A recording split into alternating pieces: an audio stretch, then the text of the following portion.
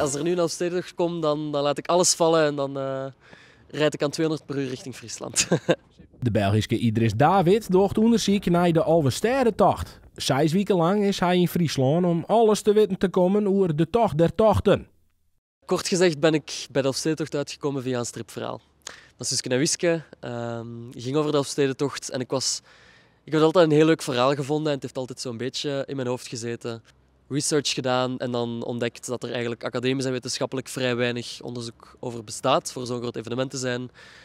En al zeker wat betreft onderzoek van buiten Nederland. Van zijn onderzoek praat er met bewenners, oud-reedrieders, organisatoren, rent er van stad naar stad en soms bloot er zelfs bij de local sliepen.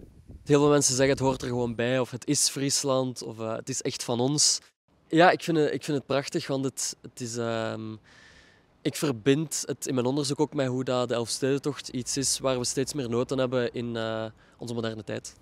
Deze week is de Bel nog in Friesland, maar daarna is het tijd voor de rest van het onderzoek. Nadat ik nog een paar dagen in Dokkum ben geweest, terug naar België ga, dan ga ik alles uittypen. Dan ga ik er een verhaal van maken, dan ga ik het ook theoretisch verbinden met waar het dan in thuis hoort. En tegen juni of juli volgend jaar moet het af zijn. Dan heb ik een afstudeerproject en dan ben ik hopelijk afgestudeerd. Boederbreien en green het is, wat dat net zes keer is geen op jochte Fries. En saast me krijgt. Zo is dat.